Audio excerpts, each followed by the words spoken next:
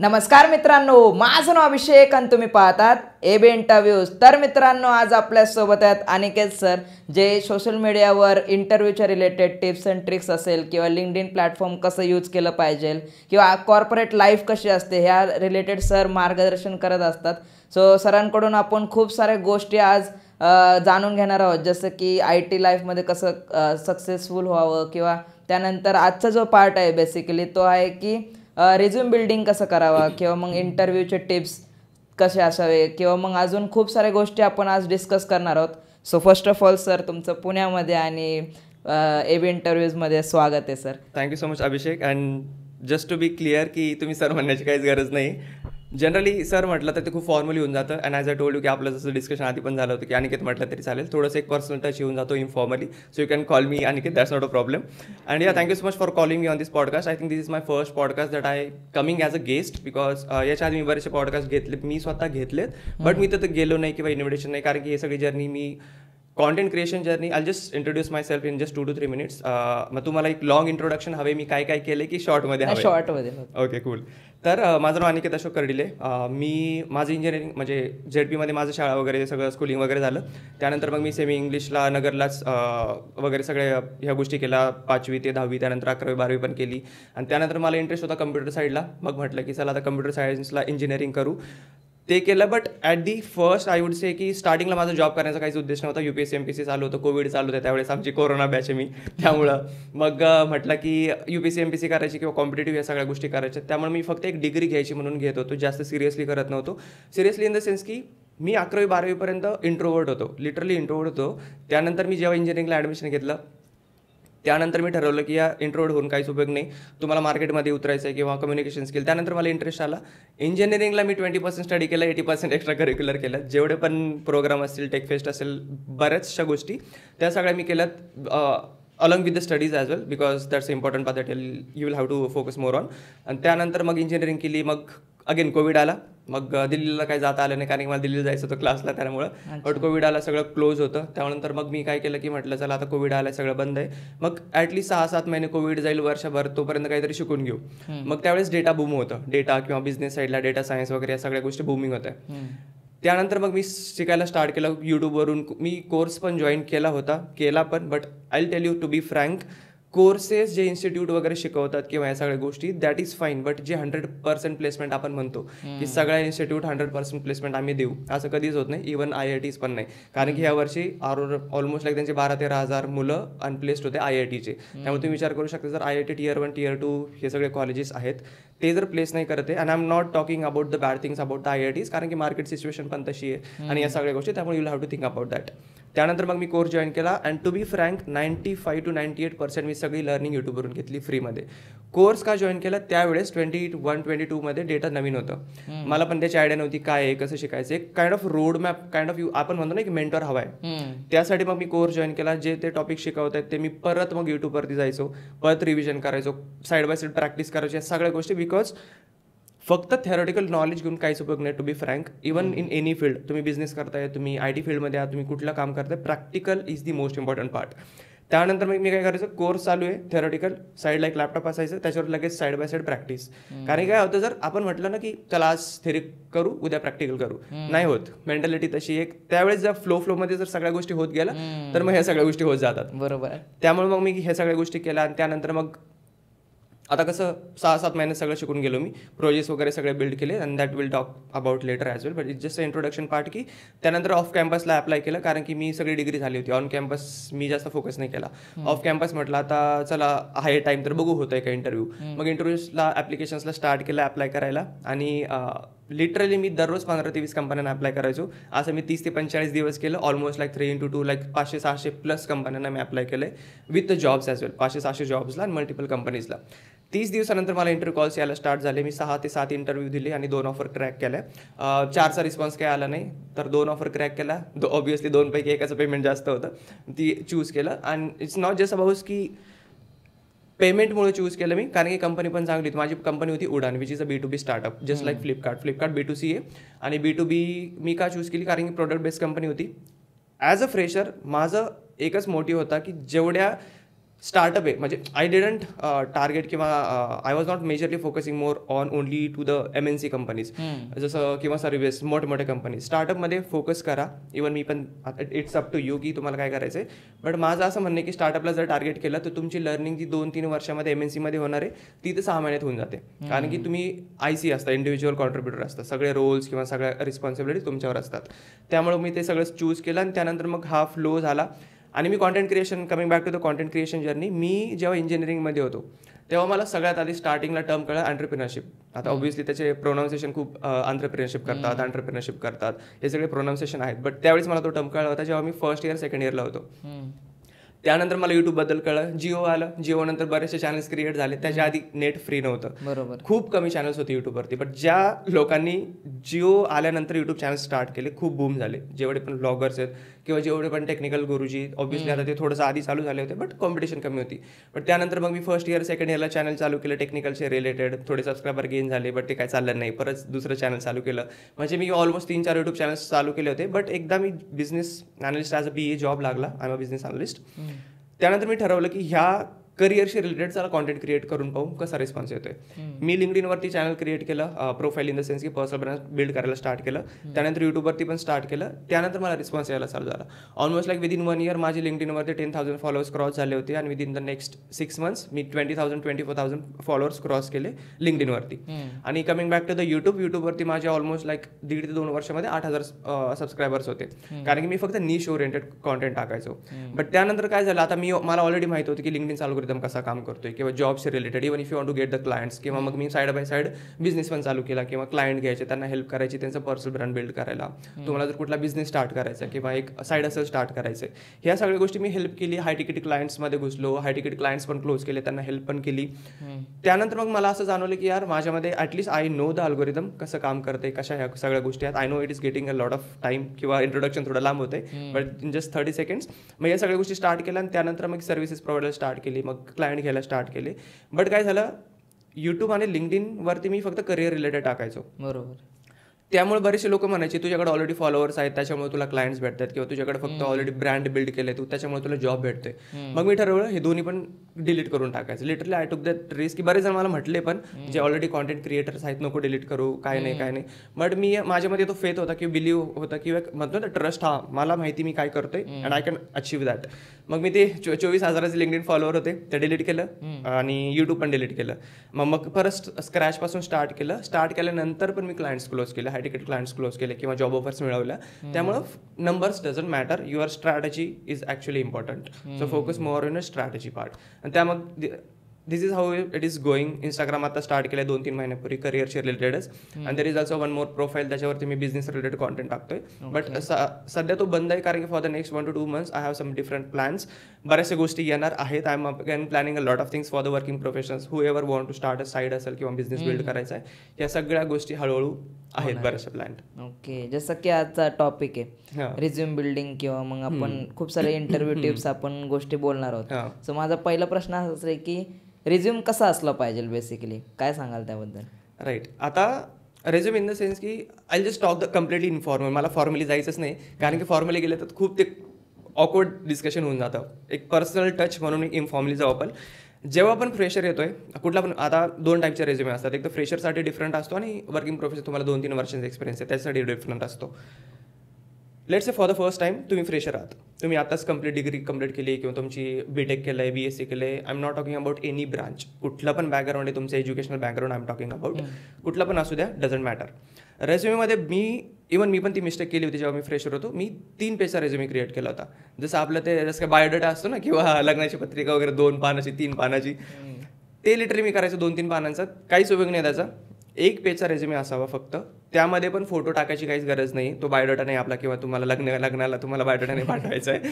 त्याच्यामुळे 1 पेजचा रेझ्युमे करा फक्त क्रिएट. त्याच्यावर फोटो टाकायची काहीच गरज नाही, तुमचा पत्ता टाकायची पण काहीच गरज नाही. बरेचसे लोक काय करतात, मी कुठं राहतोय ते पण टाकतात. डझंट मेक एनी सेन्स, काय गरज नाही. जेवढा मिनिमलिस्टिक रेझ्युमे, सिम्पल रेझ्युमे तेवढं चांगलं. कलर कोडिंग पण काहीच गरज नाही. 2 फॉन्ट ठेवायचे फक्त. मी एक स्ट्रक्चर सांगतोय फक्त रेझ्युमेचं. 1 पेजचा रेझ्युमे, 2 फॉन्ट आयदर एरियल किंवा मग इन द सेन्स की एरियल प्लस तुमचा जो आयरिक असतो तो 2 फॉन्ट किंवा 1 ठेवला तरी चालेल. जे हेडिंग देताय तुम्ही ते बोल्डमध्ये असणार, आयदर 16 लेटर किंवा 14 फॉन्ट त्याची साईज, आणि बाकी सगळ्या गोष्टी 11 ते 10 किंवा डिपेंडिंग ऑन की तुम्हाला किती कॉन्टेंट टाकायचं त्यामध्ये. आता एक पेजचा रेझ्युमे झाला, सगळ्यात टॉपला तुमचं नाव येणार, सगळ्यात टॉपला सेंटरला नाव टाकणार, त्याच्या खाली 3 गोष्टी येणार. एक म्हणजे तुमचा मोबाईल नंबर, दुसरी त्याच्यानंतर एक मेल आय डी, तुमचा प्रोफेशनल मेल आय डी ज्याच्यावरती तुम्हाला कॉन्टॅक्ट करतील समोरच्या गोष्टी, आणि त्यानंतर तुम्ही जर डेव्हलपर असाल तर गिटहबची लिंक. आता गिटहब काय बऱ्याच जणांना माहिती पण असेल, that's for sure, but those who don't know, GitHub is a platform ज्याच्यावरती तुम्ही जेवढे पण तुम्ही कोड क्रिएट केलेत, वेबसाईट क्रिएट केली किंवा लेट्स से तुम्ही डेटा अनालिस्ट आहात किंवा डेटा सायन्सला जायचे, तुम्ही डेटा अनालिसिसचे प्रोजेक्ट बिल्ड केलेत, तर ह्या सगळ्या गोष्टी तुम्ही ॲज अ रिपॉझिटरी स्टोअर करू शकता. It's kind of a locker, आणि त्या लॉकरचा ॲक्सेस सगळ्यांना असतो. तुम्ही जर ते पब्लिक केलं, कोणी पण तुमच्या बँकेत जाणार, पैसे काढून येणार, इन द सेन्स की ते लॉकर तुमचं आहे. तसंच same kind of thing repository, कोणी पण जाणार तुमच्या रिपॉझिटरीवर, कोड चेक करणार, सगळ्या गोष्टी डाउनलोड पण करणार, बट तुम्ही प्रायव्हेट ठेवली तर कोण ॲक्सेस नाही करू शकत. So just make sure if you are creating a GitHub repository, just make sure to keep it as a public and not a private. कारण की तुम्ही जर रेझ्युमे सेंड करताय, HR जर तुमचं काम पाहायचं आहे तुम्हाला किंवा सिनियर मॅनेजरला तुमचं काम पाहायचं आहे, तर ऑब्व्हियसली गिटहबला जाणार. जर प्रायव्हेट आहे तो ॲक्सेस नाही करणार, लगेच तुमचा रेझ्युमे तिथंच हे होऊन जाणार, म्हणजे फेचेस नाही होणार काही. त्यामुळे make sure to keep it as a public.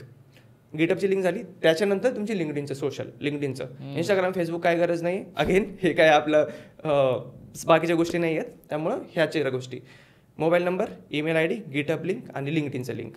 इथं पण गिटहब आणि लिंक्डइनची लिंक डायरेक्ट पेस्ट नका करू, as a hyperlink add करा. कारण काय होतं, ATS मधून, ॲप्लिकंट ट्रॅकिंग सिस्टीममधून, ATS मधून जेव्हा पास होतं, जर लिंक दिली तर बऱ्याचशा वेळेस ट्रॅक नाही होत, तुमचा ATS मधून पासच नाही होत रेझ्युमे. बरेचसे जण काय करतात, डायरेक्टली लिंक पेस्ट करतात. तसं कधीच नाही करायचं. काय करायचं, गिटहब तुम्ही लिहिलं, टेक्स्ट लिहायचं, सिलेक्ट करायचं, वर्डमध्ये एक हायपर लिंक नावाचा ऑप्शन असतो, त्याच्यामध्ये जायचं, लिंक पेस्ट करायची, same for the LinkedIn as well. हे करायचं. हा झाला टॉप सेक्शन, नाव, आणि नंतर सोशल लिंक, मोबाईल नंबर. त्यानंतर जर आता फ्रेशरसाठी एक्सपिरियन्स नाही आहे, जर तुम्हाला इंटर्नशिपला पण अप्लाय करायचं आहे, सगळ्यात महत्त्वाचं आहे की प्रोजेक्ट सेक्शन सगळ्यात टॉपला पाहिजे. आता काय आयदर तुम्ही पार्टिशन करू शकता, लेफ्ट साईड राईट साईड एका पेजला, बट अवॉइड डुईंग दॅट. कारण की काय होतं, मग समोरच्याला अवघड जातं की आधी लेफ्टचं वाचू की राईटचं वाचू, म्हणजे कंपार्टमेंट लाईन करून इकडे पण इकडे पण. स्टेडी फ्लो ठेवा एकच, एका पेजवर विदाउट पार्टिशन सगळ्या गोष्टी लिहा. सगळ्यात टॉपला प्रोजेक्ट सेक्शन आला. प्रोजेक्ट सेक्शनमध्ये तुम्ही कुठले प्रोजेक्ट बिल्ड केलेत, मिनिमम 3 प्रोजेक्ट्स आलेच पाहिजेत, 2 पण नाही, 4 पण नाही, मिनिमम 3 प्रोजेक्ट्स. त्या प्रोजेक्टमध्ये बरेच जण काय करतात, आयडिया अनालिसिस किंवा टायटल लिहिणार, let's say talk about business analysis किंवा डेटा सायन्सचा, let's say house price prediction, हे लिहिलं, हा एक प्रोजेक्ट त्यांनी केला, हेडिंग लिहिणार, नंतर खाली काय करणार, 3-4 पॉईंट लिहिणार, सगळे theoretical, I did this, I use SQL, I did this, that सगळं ब्ला ब्ला ब्ला. बट तुम्ही आउटपुट काय केलंय, इन द सेन्स की त्या प्रोजेक्टवरती तुम्ही बिल्ड केलंय, काम केलंय, डेटा सेटची साईज काय होती, तुम्ही कुठले टूल्स यूज केलेत, तुम्ही कुठलं अल्गोरिदम यूज केलाय, किंवा तुमचं आउटपुट काय होतं. लेट्स तुम्ही 1 मिलियन रेकॉर्डवर काम केलं. हाऊस प्राइस प्रेडिक्शन म्हणजे काय, तुम्हाला घराची प्राइस प्रेडिक्ट करायची किंवा फॉरकास्टिंग करायची, खरंच तुम्ही त्याचा ॲक्युरेसी रेट किती आलाय, खरंच ते ॲक्युरेटली म्हणजे मेजर होतंय की नाही, ह्या सगळ्या गोष्टी खूप महत्त्वाच्या असतात. मुलं ते लिहित नाही, नंबर्स ॲड करत नाहीत. जर तुम्ही नंबर्स ॲड करताय तर इम्पॅक्ट लगेच होऊन जातो. म्हणजे इन अ वे की आता तुम्ही सॅलरी जेव्हा मागायला जाता तेव्हा तुमचा फोकस कशावर असतो, नंबरवर. मला 10 लाख पाहिजे, मला 20 लाख पाहिजे, असं कोणी म्हणत नाही की मी हे काम केलंय, तुम्हाला जेवढी सॅलरी द्यायची तेवढी द्या, असं कोणीच करत नाही. बरोबर, दिस इज हाऊ. आणि हे सगळ्या गोष्टी रेझ्युमेमध्ये पण येतात. नंबर्स ॲड करायला शिका की तुमचं आउटपुट काय होतं, तुम्ही रिझल्ट काय दिलंय. 20% ग्रोथ दिली माझ्या अनालिसिस नंतर, किंवा 10% प्रॉफिट झालाय कंपनीला माझ्या अनालिसिस नंतर, ह्या सगळ्या गोष्टी लिहा. प्रोजेक्ट सेक्शन झाला. त्यानंतर खालचा सेक्शन आहे तुमचा याचा टेक्निकल स्किलचा. फ्रेशरसाठी मी सांगतोय. टेक्निकल स्किलमध्ये बरेच जण काय करतात, soft skills, technical skills separate लिहितात, काही गरज नाही. टेक्निकल स्किल्समध्ये सगळे स्किल्स ॲड करा. टॉपला लेफ्ट टू राईट, आपली सायकोलॉजी कशी असते, लेफ्ट टू राईट वाचतो आपण, त्यामुळे लेफ्ट टू राईटला सगळ्यात इम्पॉर्टंट स्किल आहेत जे डेटा अनालिस्टमध्ये किंवा if you are applying for a software developer, जे इम्पॉर्टंट स्किल आहे टॉप 5 ते सगळ्यात आधी लिहायचे, order wise top to bottom. ज्याची सगळ्यात इम्पॉर्टंट स्किल ती सगळ्यात आधी लिहा. SQL डेटामध्ये किंवा पायथन आहे, टॅब्लू आहे, एक्सेल आहे, पॉवर BI आहे, किंवा फॉर दॅट मॅटर याच्यासाठी जर तुम्ही क्लाउड कम्प्युटिंगमध्ये जाताय किंवा सॉफ्टवेअर डेव्हलपर आहे, पायथन आहे, जावा स्क्रिप्ट आहे, किंवा मग AWS आहे, पायस्पार्क, या सगळ्या बऱ्याचशा गोष्टी आहेत. नंतर मग तुमची कम्युनिकेशन स्किल, लिडरशिप, म्हणजे सॉफ्ट स्किल सगळे, म्हणजे असं जायचं. आणि सगळ्यात शेवटी मग त्याच्यानंतर येणार सर्टिफिकेशन सेक्शन. जर तुम्ही कुठले सर्टिफिकेट केलेत, कोर्स केला, ह्या सगळ्या गोष्टी लिहिणार. त्यानंतर येणार तुमचा जर कुठं अचिव्हमेंट सेक्शन, कुठं अचिव्ह केलं आहे, काही PPT कॉन्फरन्स केली आहे किंवा कधी हॅकॅथॉनमध्ये पार्टिसिपेट केलं, ह्या सगळ्या गोष्टी.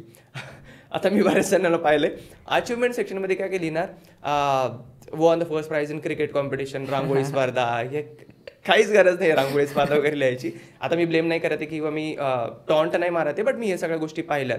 किंवा प्राइज जिंकलाय कुठल्या गेमिंगमध्ये, काही गरज नाही, कारण की त्यांना काय घडलं नाही समोरच्या व्यक्तीला. त्यांना काय पाहिजे, तुमचं ह्या रोलसाठी किती बेस्ट फिट आहात.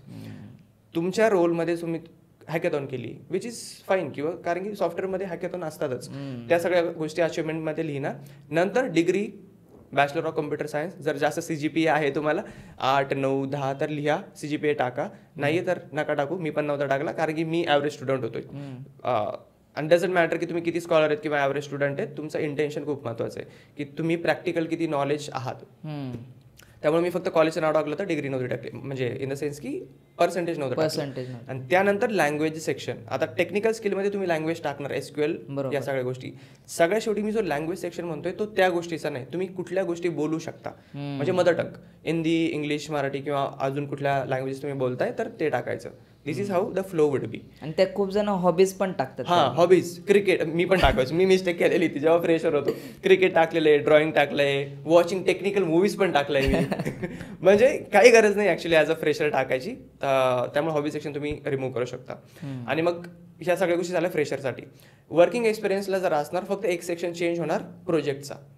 प्रोजेक्टचं सेक्शन कट होऊन एक्सपिरियन्स सेक्शन ऍड होणार, कारण की त्याला ऑलरेडी एक्सपिरियन्स आहे. बरोबर. म्हणून प्रोजेक्ट सेक्शन रिमूव्ह होऊन एक्सपिरियन्स सेक्शन येणार.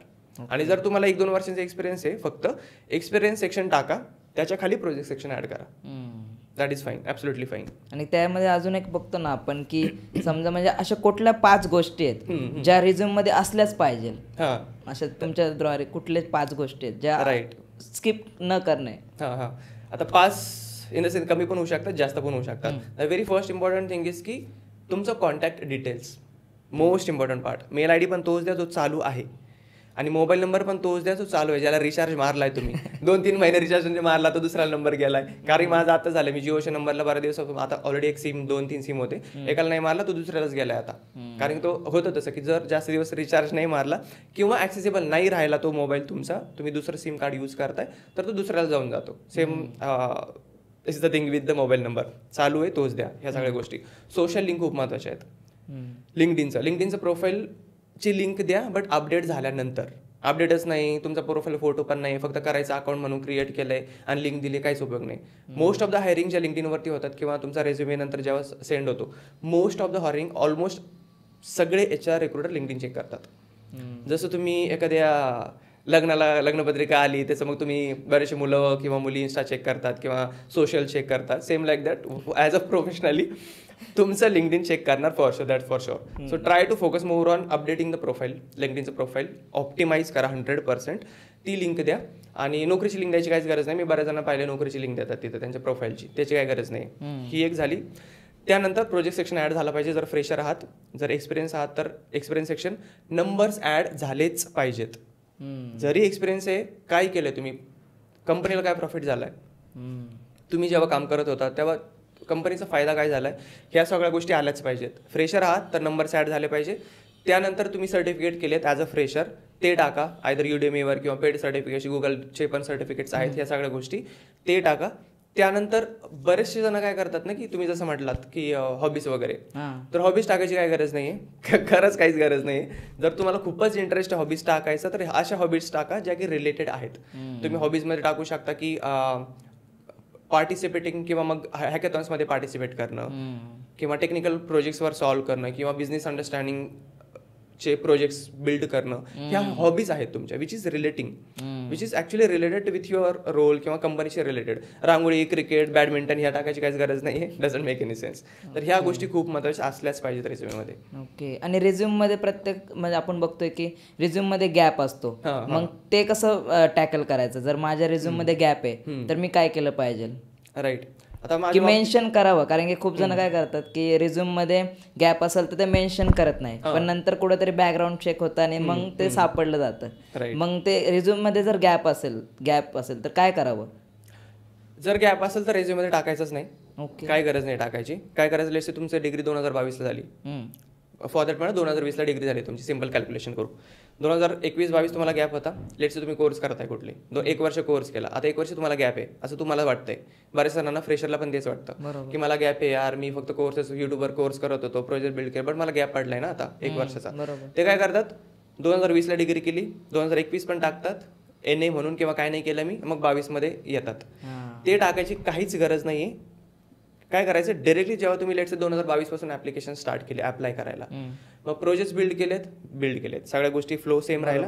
जेव्हा एंडिंगला कॉलेज डिग्री टाकणार आहे सेक्शन, तिथं फक्त डिग्रीचं इयर टाकायचं 2020. तुम्ही अप्लाय करताय 22ला, किती वर्षाचा, 2 वर्षाचा एक्सपिरियन्स गॅप आहे, बरोबर. आता ते कधी सांगायचं, जर इंटरव्ह्यूवरनी तुम्हाला इंटरव्ह्यू द्यायच्या वेळेस विचारलं, तुमची डिग्री 20ला झाली किंवा फॉर दॅट मॅटर लेट्स तुमची डिग्री 2020ला कम्प्लीट झाली, मग आता तुम्ही 2 वर्ष काय केलं, किंवा 1 वर्षाचा गॅप होता तुम्हाला, किंवा 2022ला तुम्ही आलेत, राईट. त्यावेळेस मग तुम्ही सांगणार, जर विचारलं तर स्वतःहून इनिशिएट नाही करायचं की हा आम्हाला गॅप होता, स्वतःहून काय गरज नाही सांगायची. जर त्याने विचारलं की 2022ला मी आलोय, की तुम्ही 2 वर्ष काय केलं, मग सांगा की मी डिग्री करत होतो, डिग्री नंतर मला इंटरेस्ट आला कोर्स करायचा, मला डेटाला यायचं होतं, मला सॉफ्टवेअरला जायचं होतं, मला ह्या गोष्टीला जायचंय, त्यामुळे मग मी कोर्स केला. कोर्स 1 वर्ष 1-1.5 वर्ष चालला माझा. त्यानंतर मी प्रोजेक्ट्स बिल्ड केले 3-4 महिने, आणि हे माझं प्रूफ आहे, गिटहबला माझे सगळे प्रोजेक्ट आहेत, you can look in to that. असं सांगा. म्हणजे काय करायचं, तुम्ही काय शिकले त्या पिरियडमध्ये ते जास्त इम्पॉर्टंट आहे, रादर दॅन की जस्ट सेइंग की मला गॅप होता. समोरच्याला काय ऐकायचं, ह्या गॅपमध्ये तुम्ही काय अपस्किल केलंय, हे खूप महत्वाचं आहे. बरोबर.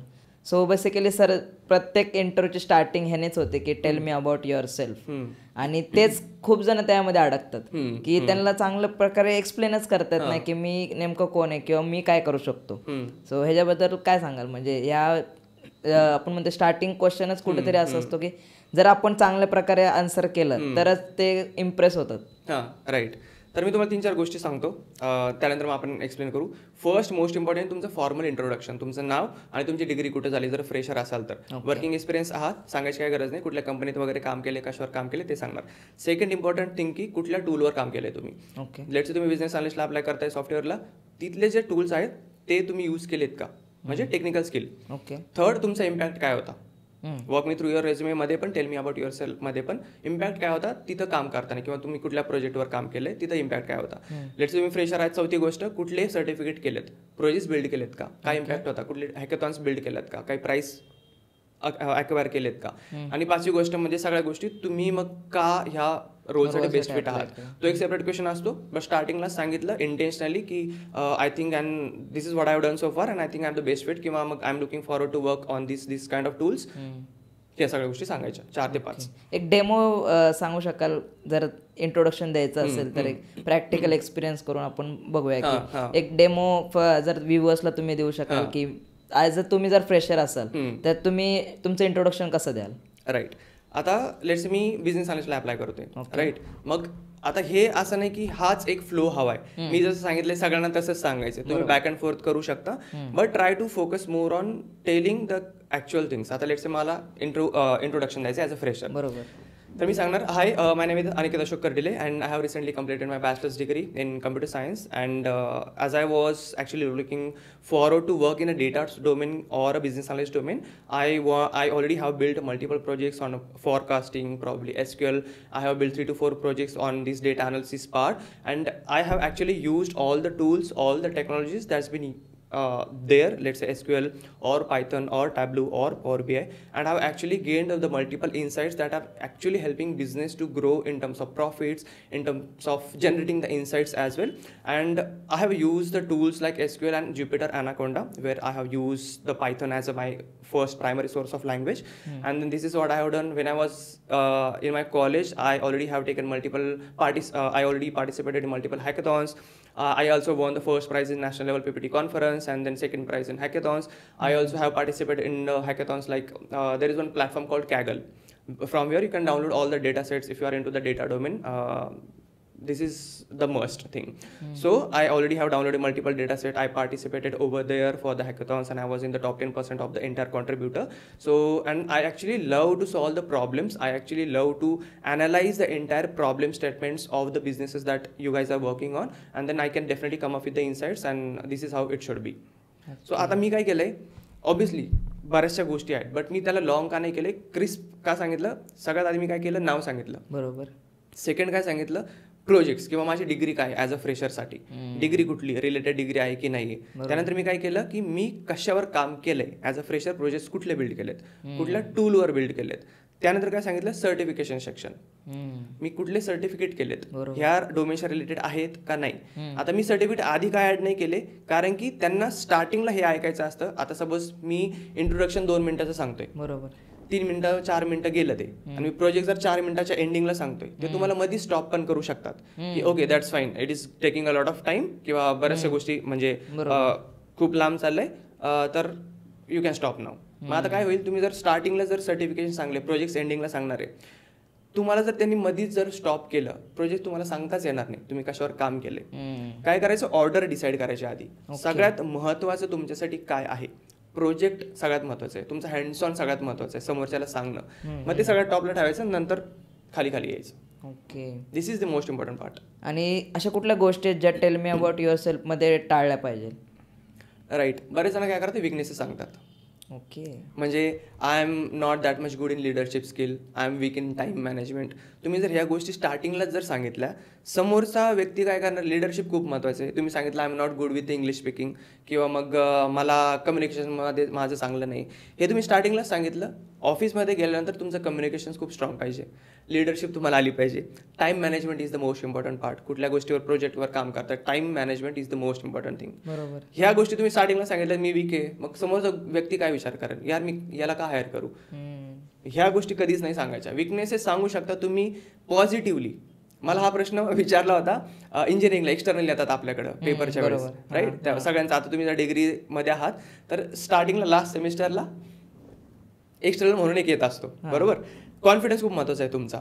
मी काय केलं होतं स्टार्टिंगला, मी फक्त एक किस्सा सांगतोय तुम्हाला. आता स्टार्टिंगला एक्सटर्नल एक्झाम होती, प्रॅक्टिकल झालं, सगळं झालं. आता 1-on-1 टॉक होतं आमचं, 2-3 जणांचा ग्रुप होता, आणि आम्हाला तिथं 3 जणांचा पॅनल डिस्कशन होतं आमचं प्रोजेक्टचं. ओके, त्यांनी मला प्रश्न विचारला, सगळ्यांना विचारला ऑब्व्हियसली. आता मग माझा टर्न होता की त्यांनी एक प्रश्न विचारला, मला त्याचं उत्तर येत नव्हतं. म्हणजे totally I was not that much confident की हा this is a right answer. हां, मी काय केलं, कॉन्फिडेंटली चुकीचं उत्तर सांगितलं. म्हणजे कुठून पण त्याचे धागेदोरे जोडून काढले, चुकीचं उत्तर सांगितलं. ते म्हटलं हां right, that's true, okay, good good good. म्हटलं वा काय हे. मग त्यावेळेस मला कळालं की सायकोलॉजी काय असते. तुम्ही एखादं चुकीचं उत्तर जर कॉन्फिडेंटली सांगताय, हे बरोबरच आहे, तर समोरच्याला पण ते बरोबर वाटतं. बट हे सेम गोष्ट इंटरव्ह्यूमध्ये नाही करायची. मी का सांगितली ही गोष्ट, कारण की बरेच जण काय करतात, इंटरव्ह्यूमध्ये चुकीचे उत्तर रेटून सांगतात. मला सगळे प्रश्न करायचे सॉल्व्ह, रेटून सांगतात. हे कधीच नाही करायचं. जर तुम्हाला कुठल्या गोष्टीचं उत्तर येत नाहीये, डिरेक्टली सांगायचं I am not aware about this question, or I am not able to recall the answer, definitely I look in to it. तुम्ही डिरेक्टली ऍक्सेप्ट केलंय की मला नाही येत नाहीये, बट मी हा शिकेल किंवा याच्यामध्ये लुकआउट करेल. ही खूप महत्त्वाची गोष्ट आहे. But confidence is the key. Okay, so याच्यामध्ये अजून एक राऊंड होतो, जसं की HR राऊंड होतो, बरोबर. सो HR राऊंडमध्ये असे कुठले कॉमन क्वेश्चन आहेत, काय वाटतं तुम्हाला की HR राऊंडमध्ये हे कॉमन क्वेश्चन आहेत ते विचारलेच जातात, आणि याचे आन्सर कसं केलं पाहिजे. राईट, आता बऱ्याच कंपनीज काय करतात, एक स्टार्टिंगला HR राऊंड होतो आणि एक एंडिंगला होतो. जनरली स्टार्टिंगचा हा स्क्रीनिंग राऊंड असतो, बऱ्याचशा कंपनी त्या करतात. फोन कॉल ज्याला म्हणतो आपण. आणि स्टार्टिंगचा एंडिंगचा जो असतो तो सॅलरी डिस्कशनचा पार्ट असतो. ओके, टेलिफोनिक राऊंड पहिला होता. हा, टेलिफोनिक राऊंड बऱ्याचशा कंपनीमध्ये, किंवा डिरेक्टली फर्स्ट टेक्निकल राऊंड पण होऊन जातो. बट मला मोस्टली आतापर्यंत जेवढे कॉल्स आले तेवढे टेलिफोनिकल चाललेत. ओके, त्याच्यामध्ये ते जनरली काय करतात, 3 ते 4 क्वेश्चन फक्त विचारतात. 2 ते मॅक्झिमम 5 मिनिटाचा कॉल असतो किंवा 3 मिनिटाचा. ते विचारणार, हाय आम्हाला तुमचं profile, we found your profile from Naukri and we saw that you are looking for a job, is this true. Then let's मी म्हटलं की yes I am looking for a job. Then they will ask can you please go through can you tell me something about your self.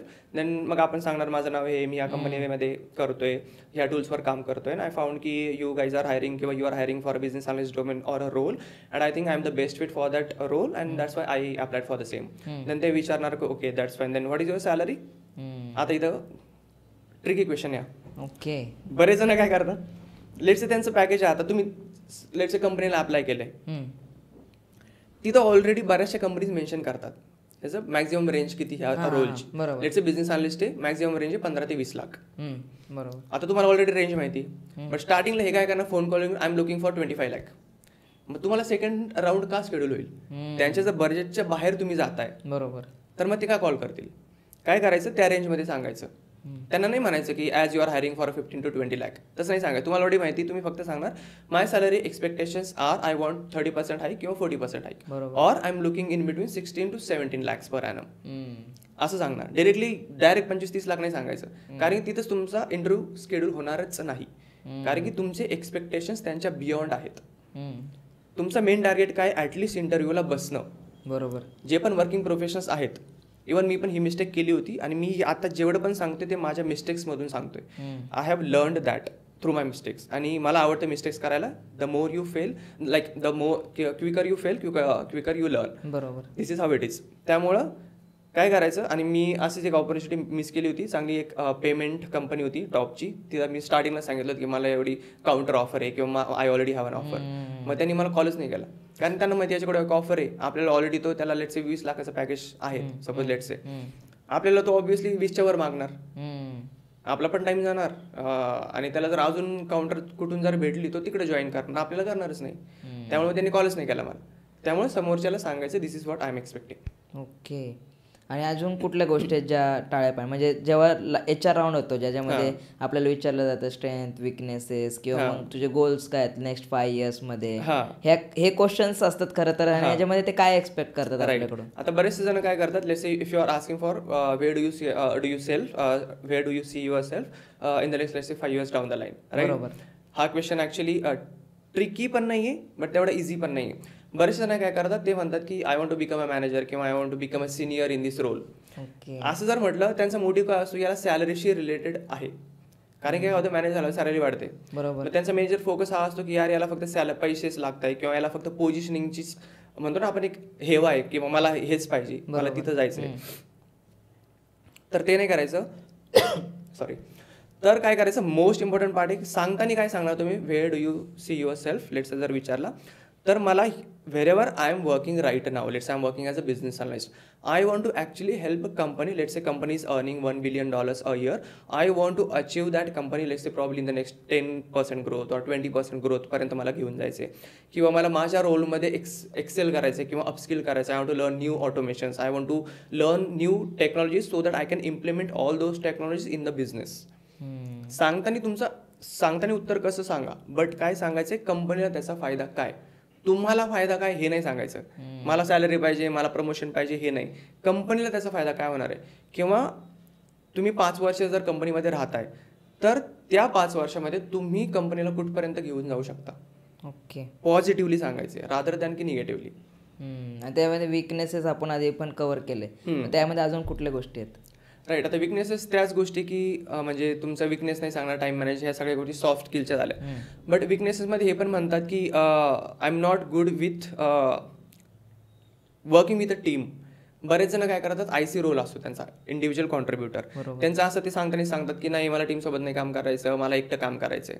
हे बरेच जण मी पाहिलंय already, कारण की मी म्हणजे बऱ्याच जणांसोबत बोललो किंवा वर्क एक्सपिरियन्स सोबत. ते म्हणतात की आम्ही उत्तर सांगितलं होतं. हे जर सांगितलं, आता कुठल्या कंपनीमध्ये तुम्ही जाताय, टीम बिल्डिंग मोस्ट इम्पॉर्टंट आहे, कारण की तिथं टीमच असते ना. प्रोजेक्ट जरी तुम्हाला भेटला, टीम सोबत काम करायचंय, बॅक अँड फोर्थ करायचंय. तुम्ही स्टार्टिंगलाच हे सांगितलं की I don't want to work with a team, I am a complete IC role, I want the IC role. हे जर सांगितलं, समोरचं काय करणार, यार आता एक प्रोजेक्ट आला, याला दुसऱ्यासोबत बोलायचं किंवा काम करायचं, हा तिथंच बॅक ऑफ करून जाईल, प्रोजेक्ट कसं कम्प्लीट होणार. त्यामुळे सांगताना ज्या निगेटिव्ह गोष्टी त्या टाळा, इन द सेन्स की टीम बिल्डिंग, मला नाही काम करायचं ह्या गोष्टी, किंवा मला वर्किंग अवर्स लेटपर्यंत नाही काम करायचंय. बरेच जण काय करतात, इव्हन मी पण विचारायचं ह्या गोष्टी स्टार्टिंगला, what is your office timing, स्टार्टिंगलाच इंटरव्ह्यूच्या आधी. आता हे जर विचारलं, समोरच्याला काय वाटतं, यार आपण जर त्याला 10 to 5 सांगितलं, याला वाटेल 5ला घरी जायचंय. आणि जर स्टार्टअप कल्चर असेल, जी कंपनी तुम्हाला, आता हे एक फ्रॉड नाही म्हणता येईल, मिथ आहे बऱ्याच जणांचं, मला वाटायचं असं की जी कंपनी तुम्हाला सांगते आमचा फ्लेक्झिबल टायमिंग आहे, तुम्ही कधी या कधी जा, तुम्ही टायमाला तर येता, बट टायमाला कधीच जात नाही. याचा अर्थ असतो फ्लेक्झिबल टायमिंग. फ्लेक्झिबल लवकर पण जाता, मी ब्लेम नाही करत आहे, पण बऱ्याचशा जर स्टार्टअपमध्ये तुम्ही जर जॉईन करताय असं कधीच समजायचं नाही 10 to 5 जर आहे तर फ्लेक्झिबल आहे, म्हणजे तुम्ही कधी जाणार 5च्या नंतर तुम्ही 11 वाजेपर्यंत पण काम करू शकता. जेव्हा मी कंपनी चेंज केली तर माझी सेकंड, तिथं आम्ही 1 महिन्यावर प्रोजेक्ट होता, आम्ही लिटरली 3-4 वाजेपर्यंत काम केलंय. असं करावं पण लागेल जर स्टार्टअप आहे तर. त्यामुळे you should have that capacity. Okay. अशा कुठल्या 5 गोष्टी आहेत जे HR राऊंडमध्ये टाळाव्यात किंवा सांगूच नाही, अशा आहेत का काही? 5 गोष्टी HR राऊंडमध्ये तेच सॅलरी डायरेक्ट अपफ्रंट नाही सांगायची की तुम्ही किती एक्सपेक्ट करताय, आधी त्यांचं बजेट पहा. सेकंड, विकनेसेस नका सांगू HR राऊंडमध्ये जे की तुम्हाला इम्पॅक्ट करतील नंतर इंटरव्ह्यूमध्ये सॉफ्ट स्किलच्या रिलेटेड. थर्ड स्किल, जे तुम्ही टूल शिकले नाही आहेत ते कधीच नका सांगू. इन अ वे की लेट्स से तुम्हाला फक्त पायथन येते, तुम्ही त्यांना सांगितलं मला ॲडव्हान्स पायथन येते, AIML येते, तुम्ही त्यांना सांगितलं, HR काय करणार, पुढे फॉरवर्ड करणार इंटरव्ह्यूला. इंटरव्ह्यूमध्ये तुम्हाला एक क्वेश्चन येणार, तुम्हाला जर त्याचा आन्सरच नाही आला, उपयोगच नाही ना. म्हणजे सांगायचंच नाही, तुम्हाला जे येत आहे त्याच्यापेक्षा कमी सांगा, पण जास्त सांगू नका. ओके. तिसरी गोष्ट आहे. चौथी गोष्ट म्हणजे जे प्रोजेक्ट तुम्ही बिल्डच केले नाहीत, ज्या कंपनीमध्ये तुम्ही कामच केलं नाही, ज्या कंपनीमध्ये तुम्ही त्याला 10% प्रॉफिटच दिला नाही, ते सांगू नका. कारण की काउंटर क्वेश्चन येईल, कसं केलं तुम्ही, जर 10% प्रॉफिट दिला आहे, काय वापरलं, कुठली बिझनेस केस स्टडी वापरली, हा प्रश्न आला, तुम्हाला उत्तर नाही आलं, तीच बॅक ऑफ. त्यामुळं ज्या गोष्टीवर काम नाही केलं ते सांगू नका. आणि फिफ्थ म्हणजे सगळ्यात लास्ट इम्पॉर्टंट गोष्ट म्हणजे ड्रॅग नका करू. ड्रॅग नका करू इन द सेन्स की फक्त हे टूल्स आहेत त्या जॉब डिस्क्रिप्शनमध्ये फक्त रेटायचं म्हणून रेटू नका. म्हणजे नाही मला सगळंच येतंय, मी फक्त सांगायचं, कारण की मला सिलेक्शनच हवं आहे, मी सांगणार सगळं येतंय मला, काही गरज नाही. 100% जॉब डिस्क्रिप्शन आहे, त्यापैकी तुम्हाला 70% जरी येतंय तरी दॅट इज फाईन. 100% आलं पाहिजे असं काहीच नसतं. त्यामुळे फोकस मोर ऑन दिस. आणि अशा कुठल्या गोष्टी आहेत ज्या HR राऊंडमध्ये रिजेक्शनचं कारण बनतं? काय असेल ते, म्हणजे आपण आधी पण ह्याच्याबरोबर बोललोय, पण अजून कुठल्या गोष्टी आहेत? कारण की खूप जण ओव्हर स्मार्ट बनायला जातात, खूप जण ओव्हर कॉन्फिडन्स होऊन जातं त्यांचा की मला सगळंच येतं, जसं आपण बोललो. अजून आहे का काही गोष्टी की फनी किंवा अशा काही गोष्टीच? राईट, फनी आहे. एक सांगतो, आता बऱ्याचशा कंपन्यांचा 3 महिन्याचा नोटीस पिरियड असतो. बरोबर. तुम्ही जर फ्रेशर आहात किंवा वर्किंग एक्सपिरियन्स तुम्हाला 1-2 वर्षाचा, तुम्हाला कंपनी स्विच करायची, 3 महिन्याचा एक नोटीस पिरियड आहे त्यांचा, तुमचा पण 3 महिन्याचा आहे. त्यांचा कॉल आला, we are looking for are you looking for a job and are you an immediate joiner, किंवा नोटीस पिरियड किती, तुम्ही त्यांना सांगणार 3 महिने, ते म्हणणार नाही we cannot wait for that for so long, right. बरेच जण काय करतात, तुमचा नोटीस पिरियड किती, तुमचा 3 महिन्याचा आहे ना, मग आमचा पण 3 महिन्याचा, थोडं वेट करा, असं लिटरली सांगतात.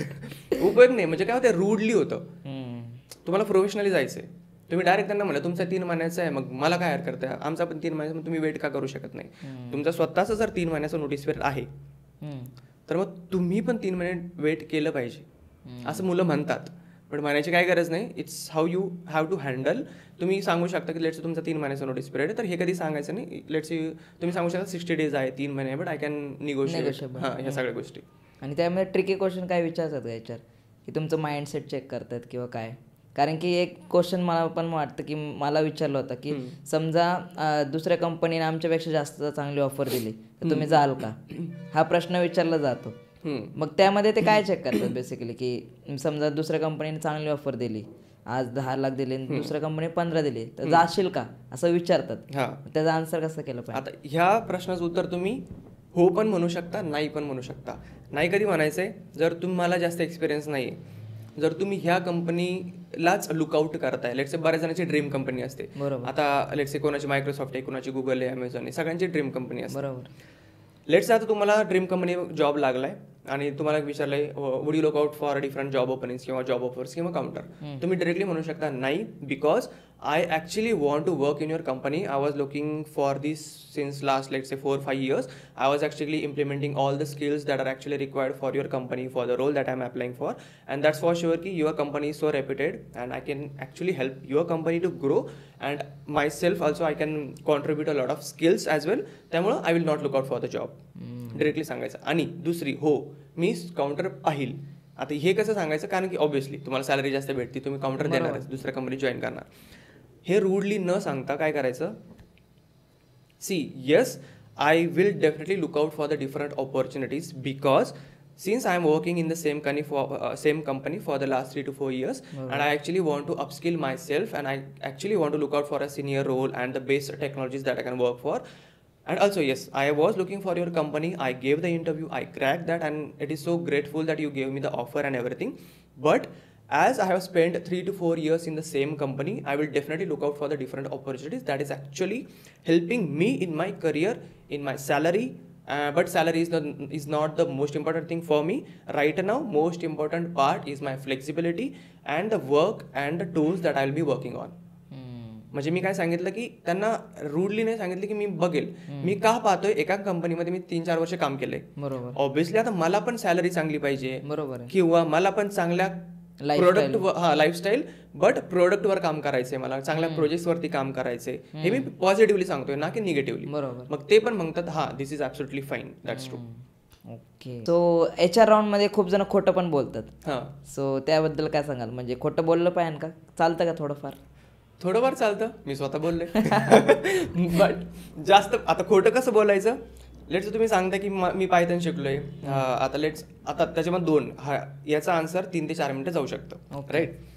आता लेट्स तुम्ही खोटं बोललाय, इंटरव्ह्यू तुमचा 7 दिवसानंतर स्केड्युल्ड आहे, पहिला फोन कॉल झाला, तुमचा टेलिफोनिक राऊंड झाला, तिथे तुम्ही सांगू शकता I know Python, I know analysis, data analysis on how to do analysis किंवा पायथन कसं आहे. आता हे खोटं बोललाय तुम्ही, 7 दिवसाचा पिरियड आहे, 7 दिवसामध्ये शिका जे खोटं बोललाय ते.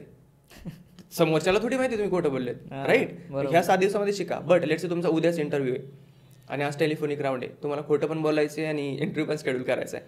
खोटं तेच बोला जे तुम्ही कॉन्फिडंट आहात की जरी क्वेश्चन विचारला तर मी आन्सर कसं तरी सांगू शकतो.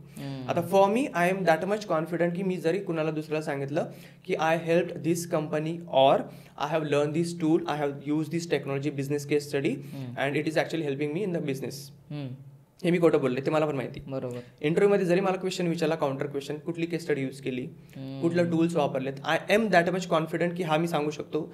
मी तेवढं कॉन्फिडंट, समोरच्याने मला गेस्टिमेट जरी विचारलं, आता ॲज अ बिझनेस अनालिस्ट तुम्हाला पण माहिती गेस्टिमेट विचारतात, बरोबर, किंवा बिझनेस प्रॉब्लेम डायरेक्टली देतात, आमच्या कंपनीचा ग्रोथ होत नाहीये, सबस्क्रिप्शन 1 मिलियनवर राहिलेत फक्त मागच्या 2 महिन्यापासून, तुम्ही वाढवणार कसे.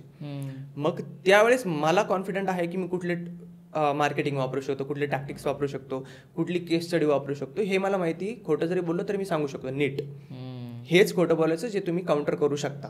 ओके. आणि असे कुठले खोटे आहेत जे लोक, म्हणजे आपण म्हणतो ना कॉमन मिस्टेक्स जे फ्रेशर्स किंवा मग एक्सपिरियन्स वाले करतात HR राऊंड मध्ये, खोटं बोलतात, असे कुठले आहेत का? राईट. लेट्स से जॉब डिस्क्रिप्शनमध्ये 5 स्किल्स आहेत, SQL, पायथन, जावा, क्लाउड कम्प्युटिंग आणि स्पार्क. त्यांना फक्त 2च टूल येत आहेत, SQL येते आणि एक्सेल येते. बट त्यांना ते अप्लाय करायचे, त्यांना जॉबला सिलेक्ट व्हायचे किंवा ॲटलिस्ट इंटरव्ह्यू शेड्यूल झाला पाहिजे. ते काय करतात, 5-6 स्किल्स लागतात. मला तुमच्या दे विल टेल की simply whatever the skills that you are mention you know job description, I know everything plus I also know this 2 extra tools. Over. आता तुम्ही सगळं सांगितलंय, सगळे विचारणार, ML पण सांगितलंय, डीप लर्निंग पण सांगितलंय, बट जेव्हा इंटरव्ह्यू तुम्हाला विचारतो क्वेश्चन्स ML वरती, जे की तुम्ही खोटं बोललेत, जर क्वेश्चनच नाही सांगता आले तर सिलेक्ट कसं करणार? त्यांना लगेच तिथं कळून जातं की हा खोटं बोललाय म्हणून. काय गरज नाही खोटं बोलायची, जेवढं पण आलंय 5 पैकी 3 जरी टूल येत आहेत maximum, that is absolutely fine. आणि कम्युनिकेशन आपण म्हणतो स्किल्समध्ये पण आपण बघतो, communication skill, analytical skills, presentation skills, मग आपण भरमसाठ ते स्किल्स टाकतो त्यात. पर टीम बिल्डिंग स्किल्स, कम्युनिकेशन माझं खूप चांगलं आहे. मग हे HR राऊंड मध्ये कसं पकडलं जातं? मी जेव्हा फ्रेशर होतो तेव्हा मी मस्त 2 पेजचे रेझ्युमे केलं, त्यामध्ये माझे सॉफ्ट स्किल जास्त होते, टेक्निकल स्किल कमी होते. टेक्निकल असतील 5, सॉफ्ट स्किल्स एवढा सेक्शन होता, 9 ते 10 मी गुगलवर सर्च केलं होतं, best soft skills to add in the resume. सगळे कॉपी केले, सगळे पेस्ट केले, काही गरज नाही ते टाकायचे. आता ऑब्व्हियसली फ्रेशर होतो, मला पण माहित नव्हत्या बऱ्याचशा गोष्टी. त्याच म्हणजे ते सॉफ्ट स्किल टाका तुम्ही जे JD मध्ये आहेत. Okay. In the sense JD मध्ये लिहिले team building, time management, product development किंवा कम्युनिकेशन, गुड कम्युनिकेशन स्किल, ह्या आहेत JD मध्ये, तेवढेच फक्त तुमच्या रेझ्युमेमध्ये टाका, जास्त ॲड करायची काहीच गरज नाही. ओके. कारण की HR कडे फक्त 20 ते 30 सेकंद, मॅक्झिमम 10 सेकंद असं तुमच्या गो थ्रू करायला रेझ्युमेमधून. जेवढे जास्त इन्फॉर्मेशन लिहिणार तेवढा टाइम त्याचा जाणार, तुमचा पण जाणार, चान्सेस कमी होणार. आणि ॲड ऑन एक पॉईंट सांगतो मी फक्त, कधीच एक रेझ्युमे सगळ्या ओपनिंगला अप्लाय नाही करायचं. काय करतात, एक रेझ्युमे क्रिएट केला तुम्ही, तो सोर्स ऑफ सूट, तेच आपलं सगळं तोच रेझ्युमे सगळ्या तुम्ही 20 अप्लाय करताय, 30 जॉब्सला अप्लाय करताय, सगळीकडे तो धड धड अप्लाय करून टाकायचा. तसं कधीच नाही करायचं. प्रत्येक जॉबचा JD वेगळा असतो. तुम्ही फ्लिपकार्टमध्ये अप्लाय करताय बिझनेस अनालिस्टला, त्यांचं काम वेगळं असणार, त्यांचे टूल्स वेगळे असणार. बरोबर. अमेझॉनमध्ये करताय for the same opening, then obviously you will find some different tools and the technologies that they are using. त्यामुळे try to use different JD for a different opening. Okay. आणि त्यानंतर जसं की आपण म्हटलं की HR राऊंडमध्ये लास्ट जो पार्ट येतो तो येतो की सॅलरी निगोशिएशन. मग त्यामध्ये कसं डील करायचं, कारण की त्यामध्ये बेसिकली आपल्याला असं पण मनातून इच्छा असते की मला सगळ्यात चांगली सॅलरी भेटावी, किंवा मग ते निगोशिएट कसं करायचं HR बरोबर. Right. Now in terms of are you asking for a fresher किंवा फ्रेशर पण आणि एक्सपिरियन्स पण दोन्ही पण सांगू शकता तुम्ही. राईट. आता लेट्स से तुम्ही HR आहेत. बरोबर. डेली सिनारिओ क्रिएट करू आपण. ओके. तुम्ही HR आहे, मी फ्रेशर आहे. ओके. मी अप्लाय केलं होतं बिझनेस अनालिस्ट रोलला. फ्रेशर आहे मी, मला इंटर्नशिप पण नाही, मला काहीच नाही. फ्रेशर आहे, कम्प्लीट फ्रॉम स्क्रॅच. तुम्ही मला विचारलं व्हॉट आर युअर किंवा right salary expectation, what is your salary expectation. मी काय सांगणार, सगळ्यात आधी हे उत्तर देण्याच्या आधी तुमचं अंडरस्टँडिंग त्या जॉब रोलबद्दल असलं पाहिजे की इंडस्ट्रीमध्ये ह्या रोलसाठी किती पॅकेज आहे. ओके. ॲज पर स्टँडर्ड किती, स्टँडर्ड किती चालू आहे. Let's say for fresher business आणली 4 ते 8 मध्ये आहे, 4 ते 7 मध्ये आहे. बरोबर. तुम्ही काय सांगणार, I am not looking for a double digit number. When I say double digit, which is almost like 10 lakh plus salary, right? You will not say I'm looking for a double digit salary. I'm looking for a good salary as per the industry standard, and as I already have done the research and I already have asked to a lot of my friends and the colleagues and whoever is working in the IT industry, they told me that this is the salary range, and I'm not also looking for that, but I think whatever the skills, the projects, the work that I've done so far, it is actually worth of 6 lakhs per annum, or I can actually contribute my skills to your company in terms of the growth, in terms of the project management and everything. That's why as per the industry standards, the projects that I have built so far and the skills that I have learned so far, I think 5 to 6 lakhs is what I'm looking for. आणि समजा हे सगळं आपण बोललोय, त्यानंतर पण जर ते म्हणले की नाही आमचं हे बजेट नाहीये किंवा मग आमच्या ह्याच्या पुढे आम्ही जाऊ नाही शकत आहे, मग त्यांना ते बजेटच्या बाहेर जाऊन पण विचार कसा करायला लावायचा. राईट. लेट्स से तुम्ही आता फ्रेशर आहेत, इमिजिएट जॉईनर आहे. बरोबर. राईट. 2 अप्रोच आहेत. पहिला अप्रोच सांगतो, मी ऑलरेडी यूज केलाय जेव्हा मी वर्किंग एक्सपिरियन्स होतो तेव्हा, तो एक वेगळा किस्सा आहे. पहिला अप्रोच, एखाद्या व्यक्तीने तुमचा जर इंटरव्ह्यू घेतलाय, राईट, त्याच्यामध्ये 15-20 दिवस घालवलेत. बरोबर. मी एका कंपनीमध्ये इंटरव्ह्यू दिला होता, मॅक्झिमम किती दिवस चालला असेल तो, 1.5 महिना इंटरव्ह्यू चालला होता. 45 दिवस ते इंटरव्ह्यू घेत होते. त्यांचा रिसोर्स गेला. बरोबर. 45 दिवस त्यांनी माझा टाइम पण घालवला, माझा इन द सेन्स की त्यांचा, आपण तो ऑलरेडी अप्लाय करतोय. राईट. जे इंटरव्ह्यू घेतात मॅनेजर, त्यांचा पण टाइम गेला. बरोबर. 1.5 महिने जर त्यांनी घालवलाय सगळ्या गोष्टी, आणि तुम्ही जर ते म्हणतायत की I am not, we don't have that much budget, तुम्ही त्यांना 6 लाख मागितले, त्यांचं बजेट आहे लेट्स से 5.5. पॉझिटिव्हली कसं सांगणार, मी हे स्वतः सांगितलंय आणि ते ॲक्च्युली इट वर्कड. राईट.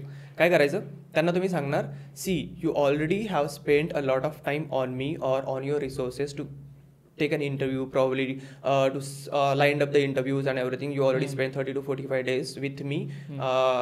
त्यामुळं it is better to negotiate, because it is not easy to again look out for a different opening. It is not easy to again look out for a different candidate. किंवा मग परत interview schedule करणार तुम्ही, परत हा time सगळा घालवणार. So I think I am best fit. Whatever the skills that you guys are looking for, I think I have the right skills, and it's not just about 50,000 rupees, but it is about the thing that I'm putting on the table. And I'm that much confident that I can actually work in any situation, in any projects, on any projects for that matter, and with this salary range itself. Because I can see there are a lot of companies who are offering 7 or 8 lakh per annum for the same opening, for the same role, for the same experience that I'm looking for. But the reason I chose you just because I actually want to work in a company. Back psychology काय होईल, त्यांना 1.5 महिने waste नाही करावं लागणार परत, ह्या सगळ्या गोष्टी. आणि ह्यामध्ये एक सगळ्यात मोठं मिथ आपण म्हणू शकतो इंटरव्ह्यूमध्ये आहे की मॅनेजर राऊंड असेल किंवा मग HR राऊंड पण असेल, की सगळ्यांना असं वाटतं की मला सगळे क्वेश्चन आले म्हणजे मी पास होईल. सो काय सांगाल त्या मिथबद्दल, की प्रत्येकच क्वेश्चन मला आलं पाहिजे का, असं आहे का की कंपनी एक्सेप्टच करते की नाही, जर कॅन्डिडेट मी इंटरव्ह्यू घेतोय तर मला त्याला सगळेच क्वेश्चन आले पाहिजे तरच मी घेईल, असं असतं का? नाही, असं कधीच नसतं. कारण की बरेच जण फ्रेशर असतात, लेट्स तुम्हाला 10 प्रश्न विचारले, 10चे 10 उत्तर कधीच द्यायचे नाही, किंवा जरी आले वेल अँड गुड, येत असतील तर द्या. बट असं कधीच नाही करायचं की यार मला 10 प्रश्न सगळे आले पाहिजे तरच माझं सिलेक्शन होईल. तुम्हाला 10 पैकी लेट्स आउट ऑफ 100% 60-70% क्वेश्चन्स आलेत, 70% दॅट इज ॲब्सोल्युटली फाईन, तुम्ही यू आर हायर्ड.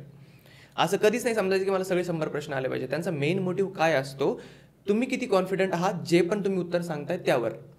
जे उत्तर येत नाही, you can directly say I am not aware about this question or I am not able to recall, I will definitely look in to it. हे directly सांगायचं. 2 प्रश्न नाही आले दॅट इज फाईन. जेव्हा मी फ्रेशरला अप्लाय केलं होतं उडानमध्ये, तेव्हा आय थिंक बरेच प्रश्न विचारले होते, बट त्यापैकी मला I think 3 out of all the questions मी फक्त 70% देऊ शकलो होतो उत्तर, 80%. बाकीचे आलेच नव्हते. ओके. आणि त्यामध्ये अजून एक मी बघितलं की ते प्रत्येक प्रश्नानंतर असं विचार, are you sure about this, are you sure about this. So हे कुठंतरी असं आहे की ते स्वतः म्हणजे आपल्यावर क्वेश्चन मार्क करतात की तू तुझ्या मतांवर ठाम आहे का. सो ह्याच्याबद्दल काय सांगाल. म्हणजे खूप जण मग ते आन्सरच चेंज करून टाकतात. त्यांना वाटतं की नाही मी बोललेलं ते बरोबर नाही वाटतं, आणि मग ते तिकडं कदाचित कॅच करत असतील की हा स्वतःच्याच मतावर थांबणार. राईट. मग त्यांचा टेस्ट हाच असतो की how confident you are on yourself. दुसरा जर तुम्हाला पुढून सांगतो की हे चुकीचं आहे, तुम्ही तुमचं माइंड किती वेळा चेंज करताय, तुम्ही किती सेल्फ कॉन्फिडंट आहात तुमच्या उत्तर, हे टेस्ट करतात ते. तुम्ही उत्तर सांगितलं, मी म्हणतो are you sure about this answer, तुम्ही म्हटले I think I am sure but there is also different approach. मग तुम्ही काय केलं, उत्तर चेंज केलं, तुमचा अप्रोच चेंज केला. बरोबर. मग इथंच त्यांचं काय होतं की आता तुम्ही कंपनीमध्ये काम करता, एखाद्याने विचारलं हे this is not working, this code is not working, this is not how you should go, तुम्ही काय करणार, okay how it should go. तुम्ही तुमचं माइंड चेंज केलं. त्यांचा मेन मोटिव्ह हाच असतो, लॉंग स्टोरी शॉर्ट, तुम्ही सेल्फ कॉन्फिडंट किती आहात.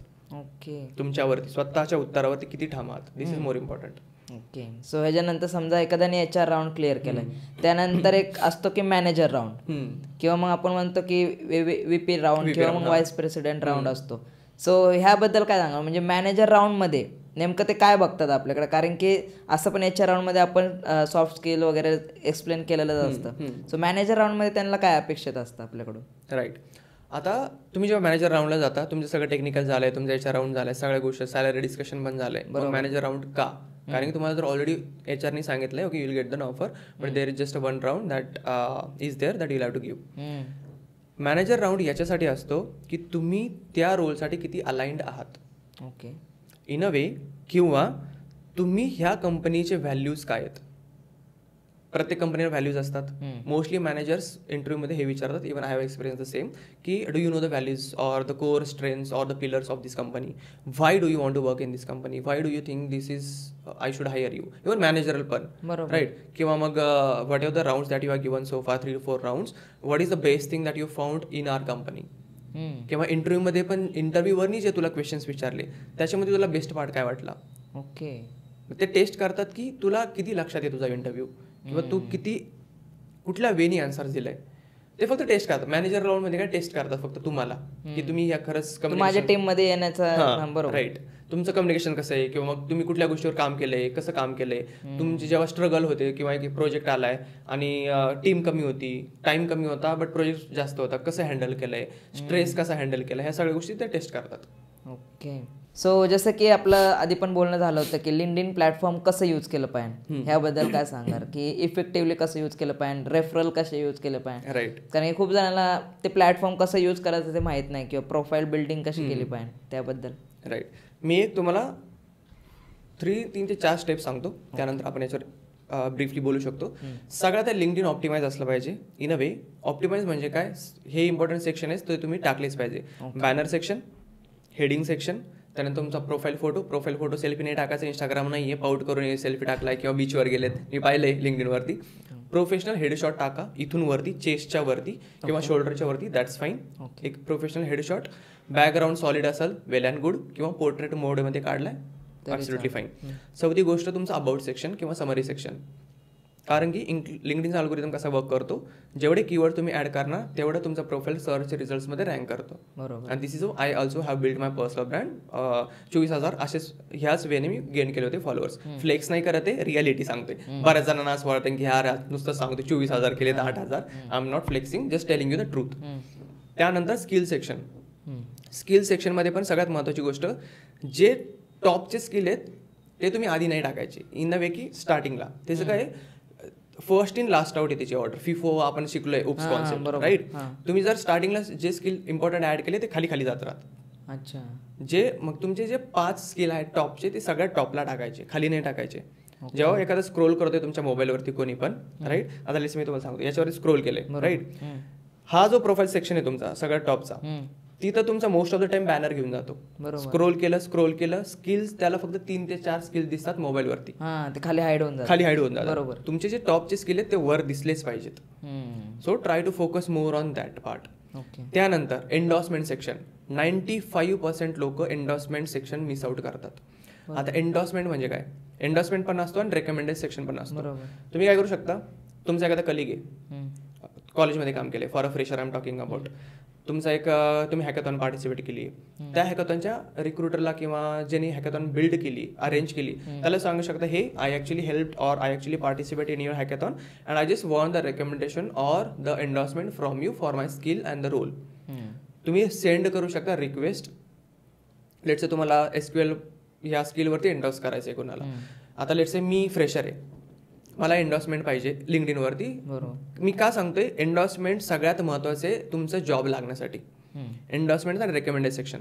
आता मी काय केलं, मला SQL चांगलं आहे ते मी तुम्हाला सांगणार, hi Abhishek, I actually participated in your hackathon and it was really great and I think I am the best or I am actually good in SQL that you also know because I won this 3rd prize. I just need the recommendation or the endorsements on my LinkedIn profile for this skill. This here I am sending you the request. Okay. तुम्ही simply त्याला endorse केलं. समोरचा recruiter जेव्हा येणार, profile scroll करणार, SQLला अरे 2 recommended आहेत किंवा अरे 2 एन्डॉर्समेंट आहेत, ह्या ज्यांनी हॅकॅथॉन ऑलरेडी जो IITचा आहे किंवा ह्या लोकांनी त्याला एन्डॉर्स केले, म्हणजे काय, हा SQLमध्ये चांगला असणार, लेट्स हायर हिम किंवा let's schedule an interview. Endorsement हा पार्ट झाला. जेवढे जास्त एन्डॉर्समेंट घेणार तेवढं प्रोफाईल तुमचं जॉब रँकिंगला वाढत जाणार, हे लक्षात ठेवा. त्यानंतर recommended section, again same. Recommended म्हणजे काय, एखाद्या कंपनीमध्ये तुम्ही काम केलंय, मॅनेजर स्वतः तुमच्या प्रोफाईलवरून तुमच्याबद्दल लिहितो. ओके. म्हणजे इट्स काइंड ऑफ टेस्टिमोनियल. बरोबर, राईट. हे सगळ्या गोष्टी. तर हे 8 ते 9 गोष्टी खूप महत्त्वाच्या आहेत. याच्याशिवाय तुमचा लिंक्डइन प्रोफाईल ऑप्टिमाइज होतच नाही. आणि लिंक्डइनवर पोस्ट कुठले टाकले पाहिजे? फेसबुकचे आता टाकून बरेच जण काय करतात, कंपनीमध्ये काम करताय, मी हे जिंकलो, क्रिकेटची स्पर्धा जिंकलो, हे जिंकलो, ते जिंकलो. कोणी ट्रॅव्हलिंगला जाते, ते photo, I visited this place, it was really great. तुम्हाला जॉबला लागायचंय, तुम्हाला कुठल्या ट्रॅव्हलिंग एजन्सीमध्ये एजंट म्हणून लागायचंय की तुम्ही सगळे टाकताय. आता हा सगळा कॉन्टेंट क्रिएशनचा पार्ट झाला. जेव्हा मी कॉन्टेंट क्रिएशन स्टार्ट केलं होतं, तुम्हाला जेवढ्या पण ऑपॉर्च्युनिटीज येतात किंवा मला जेवढ्या पण ऑपॉर्च्युनिटीज आल्यात आतापर्यंत रेफरलसाठी किंवा इनबाउंड लीड्स किंवा क्लायंटसाठी, सगळ्या क्लायंट थ्रू आल्यात, सॉरी कॉन्टेंट थ्रू आलेत क्लायंट. आता कॉन्टेंट कुठला टाकायचा, either you are looking for a client or if you are looking for a job. तुम्ही लेट्स से सॉफ्टवेअर डेव्हलपमेंटमध्ये आहात, तुम्ही बिझनेस अनालिस्ट आहात, BAचं काम करताय कंपनीमध्ये, ट्राय करा तुमची day to day life in a way की सगळं शेअर नका करू कंपनीचा data, but try to share whatever you know. As a BA तुम्हाला SQL माहिती आहे, तुम्हाला केस स्टडीज माहिती आहे, तुम्हाला एस्टिमेट्स माहिती आहे, तुम्हाला सगळ्या गोष्टी माहिती आहेत. कॉन्टेंट क्रिएट करताना पण हे टाका, top 5 things to understand while building the BA project. ह्या सगळ्या गोष्टी टाकत राहा, म्हणजे काय होईल, रीच वाढेल तुमच्या कॉन्टेंटची, इम्प्रेशन्स येतील. आणि तुम्ही हा कॉन्टेंट टाकत राहिले, ऑब्व्हियसली रिक्रुटरला हा दिसणार कॉन्टेंट. त्याने जर हा कॉन्टेंट वाचला, त्याला काय वाटणार, किंवा समोरच्या रिक्रुटरला काय वाटणार, either if he or she, की हा व्यक्ती ह्या कॉन्टेंटबद्दल जर कॉन्टेंट टाकतोय, obviously he is aware about all the things that he is sharing and he is an expert or probably intermediate in the things that he is sharing right now. मग त्याला काय वाटणार, त्याला सगळं येते, let's call that guy because we already have the opening. मला असे आलेत, इनबाउंड लीड्स खूप आलेत टॉप कंपनीजमधून पण. आता नाव नाही घेणार, ऑब्व्हियसली नाव पण घेऊ शकतो मी, लाईक Paytm आहे किंवा मग I think there is one more platform I am forgetting, I think CRED something like that. But Paytm मधून आलं होतं किंवा बाकीच्या सगळ्या गोष्टीमधून इनबाउंड लीड्स आल्या होत्या कॉन्टेंट थ्रूच. So try to focus more on sharing the content. फक्त प्रोफाईल अपडेट करून काय गरज नाही. जेवढं तुम्ही इन्स्टावर टाकताय, फेसबुकला टाकलाय, सगळ्या स्टोरीज सेम लिंक्डइनला पण टाका. ओके. आणि त्यामध्ये अजून एक असते की लिंक्डइनला मी बघितलं की मला पण पर्सनल DM येतात की प्लीज रेफरल द्या, हे द्या, ते द्या. मग ते रेफरल कसं मागायचं कुणाकडून? राईट. आता तुम्ही पण वर्किंग प्रोफेशनल आहात किंवा जे पण वर्किंग, ऑब्व्हियसली आता this is the harsh truth of the IT industry की जॉब्स कमी आहेत. सध्या रिसेशन चालू आहे, and that is absolutely fine. Jobs आहेत, जर तुम्ही राईट वेने अप्रोच केलं you will definitely get a job, and that's how I am confident about, even if you are fresher or working professional. Now let's if you want to take the referral. बरेच जण काय करतात, हाय, end गोल काय आहे त्यांचा, referral घ्यायचा. Message काय टाकलाय, हाय, आपण काय करणार, हॅलो. ते काय करणार, हाव आर यू, आपण काय करणार, I am fine, what about you. हे चालू राहणार जसं टिंडर बंबलवर चालतं ना सगळ्या गोष्टी, हाय हॅलो या सगळ्या गोष्टी, किंवा इंस्टाग्रामवर. बरोबर. ह्या प्रोफेशनल प्लॅटफॉर्मवर काहीच गरजेचं नाहीत, कारण की तुम्ही आज एक ओपनिंग पाहिली आहे बिझनेस आल्याची फ्लिपकार्टमध्ये, तुम्ही हाय हॅलो मेसेज टाकताय, 7-10 दिवस तुमचा हाच खेळ चालेल. बरोबर. तोपर्यंत ती ओपनिंग निघून जाईल. ऑब्व्हियसली ते पण रिकॉर्ड करताय ना, तुमचा टाइम गेला. मग पहिल्याच मेसेजमध्ये तुमचा इंटेंट काय आहे तो क्लिअर झाला पाहिजे. सिम्पली लेट्स से तुमचं नाव अभिषेक आहे, तुमच्या कंपनीमध्ये बिझनेस अनालिस्ट ओपनिंग आहे, तुम्हाला रेफरल हवा आहे. This is how you will write the message. Hi Abhishek, my name is Aniket. I found business analyst opening in your company for this month or for this time frame, and I think I am the best fit for the role because I already have worked with the company and helped him or that company to grow by 10% growth.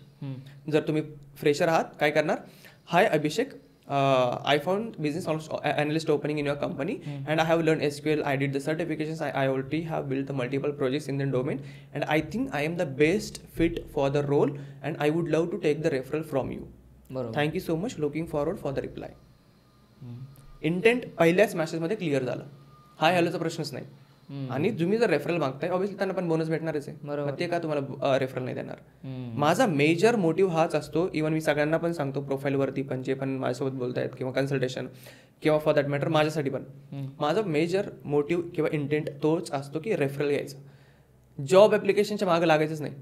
Job पोर्टलवर जाणार, तुम्ही तिथे apply करणार, नोकरीवर जाणार, मग response कधी येणार, डायरेक्ट मेसेज टाकायचा पहिलाच. नोकरी प्लॅटफॉर्म पण कसं यूज करायचं, कारण की तुम्ही खूप सारे टिप्स अँड ट्रिक्स इंस्टाग्रामवर शेअर करत असतात, काय सांगाल त्याबद्दल. नोकरीचं काय आहे, सगळ्यात महत्त्वाचं आधी चेक करा तुम्ही स्कोअर किती तुमच्या नोकरीचा. बऱ्याच जणांना माहित नाही. मी खूप जणांना विचारलं, I am not like a flexing again, जेवढ्यांना विचारलं ते म्हणतात, मी त्यांना विचारलं तुमचा नोकरीचा स्कोअर किती आहे. ते काय म्हणणार, नोकरीचा स्कोअर म्हणजे काय, आम्हाला माहितच नाही. नोकरीचा score actually it is nothing but how strong is your profile.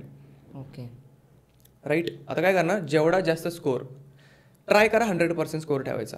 बरेच जण काय करतात, फ्रेशर आहे म्हणून त्यांना सगळ्या गोष्टी ॲड नाही करतायत म्हणून त्यांचा स्कोअर 80-90 राहतो. असं नाही. तिथे अजून एक सेक्शन असतो प्रोजेक्टचा. त्यांना वाटतं एक्सपिरियन्स टाकला तर स्कोअर वाढणार आहे फक्त. त्यामुळे try to focus more on adding your project section. त्यानंतर काय करायचं, हेडिंग सेक्शन खूप महत्त्वाची आहे. नोकरीचा अल्गोरिदम कसा आहे, लिंक्डइन सारखाचे, बट लिंक्डइन आणि नोकरी, लिंक्डइनवर एचआरनी जरी सर्च केलं तरी तुमचं प्रोफाईल दिसणार आहे, नोकरीवर जरी दिलं तरी दिसणार आहे. बट फरक काय, ॲक्टिव्हिटी म्हणजे अपडेट किती वेळा केले तुम्ही लिंक्डइनचा, नोकरीचा अकाउंट. बरेच जण काय करतात, महिन्यातून 2दा अप्लाय करतात, आठवड्यातून एकदाच लिंक्डइन नोकरीवर जाणार, अपडेट करणार. सिरियसली लिटरली सांगतो तुम्हाला कॉल येणारच नाहीत, खूप कमी कॉल येतील, चान्सेस खूप कमी आहेत. दिवसातून 3दा तुमचं लिंक्डइन नोकरीचं प्रोफाईल अपडेट झालं पाहिजे. 3दा दिवसातून.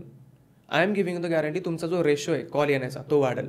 तिथे एक अपडेट काय करायचं नेमकं म्हणजे हां राईट. आता अपडेटमध्ये काय करणार, तुम्ही हेडिंग आहे तुमचं, हेडिंग डिलीट करा, तेच हेडिंग टाका आणि परत सेव्ह करा. रेझ्युमे डिलीट करा, तोच सेम रेझ्युमे अपडेट करा. हे गरजेचं नाही की तुम्ही नवीन इन्फॉर्मेशन ॲड करायची, जुनी डिलीट करा, तीच पेस्ट करा, अपडेट करा. असं तुमचं ॲक्टिव्हिटी अपडेट होऊन जाते. आता किती वाजता करायचं, सकाळी 9 ते 10च्या दरम्यान एकदा. मी म्हणेल 9ला करा, कारण की जनरली ऑफिस 10ला उघडतात आणि बऱ्याचशा HR लोकांची 10 ते 12 मध्ये लंचच्या आधी कॉल्स वगैरे स्टार्ट होतात. तुम्ही जर 9ला अपडेट केले, तुमचं सर्च रिझल्ट वाढून जातो. दुसरा सेकंड टाइम 2 ते 3च्या दरम्यान, मी म्हणेल 2ला अपडेट करा. लंच झाल्यानंतर बरेचसा हायरिंग होतात. आणि एकदा 5 वाजता अपडेट करा. बऱ्याचशा US बेस्ड कंपनीज रात्री ऍक्टिव्ह असतात आणि त्यांचे कॉल 7-8 वाजता येतात. मला बरेचसे कॉल्स 9 वाजता पण आलेले, 8:30ला पण आलेले. त्यामुळं 3 टाइम 9, 2, 5 3 टायमाला तुम्हाला अपडेट करायचंच आहे नोकरीचं दररोज. आठवड्याला नाही म्हणत मी, दररोज. अलार्म लावा, काही करा, मी तेच करायचो. काही करा, पण मी गॅरंटी देतो तुम्हाला कॉल येणार, कारण that's how I am confident about on this strategy. Okay. So जाता सर काय सांगाल, कारण की आपण सेकंड पार्ट तर करतोच आहे, पण ह्या पार्टमधलं काय सांगाल, एक समअप किंवा मग एक मेसेज द्यायचा असेल जे फ्रेशर्स तुम्हाला बघतात आणि तुम्हाला जर कनेक्ट करायचं असेल तर काय करता येईल. राईट. सगळ्यात महत्त्वाचं कन्सिस्टन्सी. ओके. एक शब्द आहे हा फक्त, कन्सिस्टन्सी. ह्या शब्दावर तुमचं अख्खं आयुष्य गुंतलेलं आहे. आयुष्य म्हणजे काय, तुम्ही बिझनेस करताय, कन्सिस्टन्स असाल, एफर्ट दिले तरच रिझल्ट भेटणार. बरोबर. लेट्स तुम्हाला जॉब पण हवा आहे, ॲज अ फ्रेशर तुम्हाला जॉब हवा आहे. बरेच जण मुलं काय करतात, मी आता इंस्टाग्रामवरती मला ऑब्व्हियसली आता मी कॉन्टेंट शेअर करतोय लाईक प्रोफाईलवरती ID journey with Aniket, obviously will go, but मी फक्त सांगतोय. मला मेसेज येतात की मला जॉब लागत नाही किंवा मला रेफरल येत नाही, how what should I do किंवा कुठली स्ट्रॅटेजी. मी त्यांना एकच प्रश्न विचारतो, किती जॉबला अप्लाय केलं आहे आत्तापर्यंत? ते म्हणतात 7. मला वाटलं की 7 दिवसात केलं असेल. त्यांना विचारलं मी कधीपासून करताय? 30 दिवस. म्हणजे 30 दिवसात 7 कंपन्यांना फक्त अप्लाय केले. ट्राय करा तुमची कन्सिस्टंटी दररोज 15 ते 20 कंपन्यांना तुम्हाला अप्लाय करायचे. कंपन्या त्या सोडून ॲटलिस्ट जॉबला 15 ते 20 minimum. I am giving the guarantee 15 ते 20 मिनिमम. कारण की एका जॉबला हजार ॲप्लिकेशन्स असतात. तुम्ही विचार करा ॲज अ फ्रेशर किती ॲप्लिकेशन्स असतील. So focus more on as a fresher, try to focus more on applying to a minimum 15 to 20 companies or applications or jobs per day for the next 30 to 45 days to see a bare minimum result. Back off केलं नाही होणार. Consistently efforts मारले, जसे तुम्ही एखादी girlfriend तुम्हाला हे करायची कॉलेजमध्ये करतो ना यार, कॉलेजमध्ये करतात कन्सिस्टंट, म्हणजे त्यावेळेस कन्सिस्टंट एवढे असतात मुलं की यार आपल्या कॉलेजमध्ये ही मुलगी माझ्यासोबत बोलत नाही, मग ते एफर्ट चालू असते, इन्स्टावर मेसेज कर, तिच्या मैत्रिणीला सांग की कॉफीला चल, या सगळ्या गोष्टी चालू असतात. बरोबर. तेव्हा तुम्ही जेवढे कन्सिस्टंट होतात तेवढे पण तुमच्या करिअरबद्दल पण कन्सिस्टंट राहा. Try to focus more on consistency आणि अपग्रेडेशनवर फोकस करा, skill upgradation as a fresher. आणि सगळ्यात महत्त्वाची गोष्ट, 2 ते 3 स्किल कधीच शिकू नका, कधीच नाही. Try to focus more on learning new technology, at least 5 ते 6 रोल, ॲटलीस्ट 5 ते 6 स्किल. कारण काय होईल, मल्टिपल जॉबला तुम्ही ॲप्लिकेशन्स करू शकता. बरेच जण काय करतात, त्यांना सॉफ्टवेअर डेव्हलपरला जायचं ॲज अ फ्रेशर. तुमचं ॲज अ फ्रेशर मेजर काम किंवा मोस्ट इम्पॉर्टंट गोष्ट आहे ॲटलीस्ट एंटर करणं. तुम्हाला पाण्यात ॲटलीस्ट जम्प करायचं तर पोहायला येईल. मग कुठले स्ट्रोक मारायचे, बटरफ्लाय किंवा काय, ते एक्सपर्टीज तुम्ही नंतर करणार. बट ॲटलीस्ट तुम्हाला पाण्यात उतरायचे, तुम्हाला IT मध्ये यायचे. Don't focus more on at the beginning only की टार्गेट मला फक्त बिझनेस अनालिस्टच व्हायचे, मला फक्त डेटा सायंटिस्टच व्हायचे. नाही, SQL शिका, पायथन, मग पायथन डेव्हलपर आहे, SQL डेव्हलपर आहे, अनालिस्ट आहे, जावा डेव्हलपर आहे. मल्टिपल रोल्स ओपन होतात जर स्किल जास्त शिकले तर.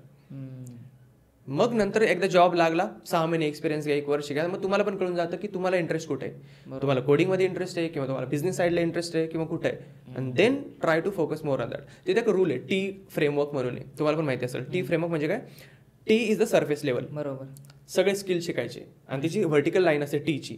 डीपमध्ये जायचं 1-2 स्किलमध्ये. बरोबर. म्हणजे कोणीच तुम्हाला त्या स्किलमध्ये मागं नाही टाकू शकणार.